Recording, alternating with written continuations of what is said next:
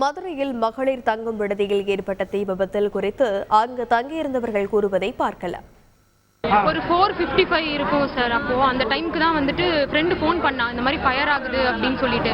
அப்பதான் வந்து ஃபோன் அடிச்சு கீழே ஓடி வரும்போது பழைய ஃப்ரிட்ஜ் ஒன்று இருந்தது ஹாஸ்டல்ல. அந்த ஹாஸ்டலோட ஒர்க் ஆகல, ஃப்ரிட்ஜ் ஒர்க் ஆகல. ஆனால் அந்த ஒயர் மட்டும் கனெக்ஷன்ல ஸ்விட்ச் ஆன்ல இருந்திருக்கு. அதுதான் ஃபயர் ஆக ஸ்டார்ட் ஆச்சு. அது ஸ்டார்ட் ஆகும் போதே நாங்கள் ஓடி வந்துட்டோம், கீழே ஓடி வந்துட்டோம்.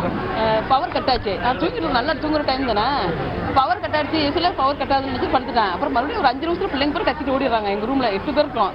அந்த லைனில் ஒரு 2-3 ரூமில் ஒரு 15 பேருக்கு மேலே இருக்கும். கரெக்டாக பொண்ணுங்களாம் கத்துறாங்க, ஐயோ ஃபயர், நம்ம ஹாஸ்டலில் ஃபயரு. அப்புறம் எழுந்து வந்தால் அதுக்குள்ளே போக மேலே வர ஆரம்பிச்சிருச்சு வாடிக்கு. ஃபர்ஸ்ட் ஃப்ளோரே வெடிச்சிட்டு போல இருக்கு.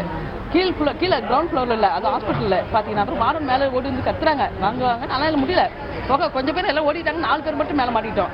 நாங்கள் மாடிக்கு போயிட்டோம், மொட்டை மாடிக்கு போயிட்டோம். அங்கே ஓப்பன் ஸ்பேஸ் இருக்கிறதுனால சரி அங்கே போயிடுவோம். அதே மாதிரி அங்கே போனோம்னு நாங்கள் தப்பிச்சோம் சார். நல்லா நீட்டாக தான் இருந்துச்சு.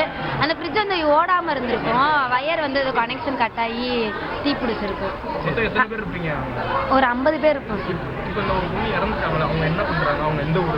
பொண்ணு இல்லை, ஒரு லேடி வந்து சோழவந்தான் இரும்பாடியில் வந்து ஸ்கூல் டீச்சராக இருக்காங்க.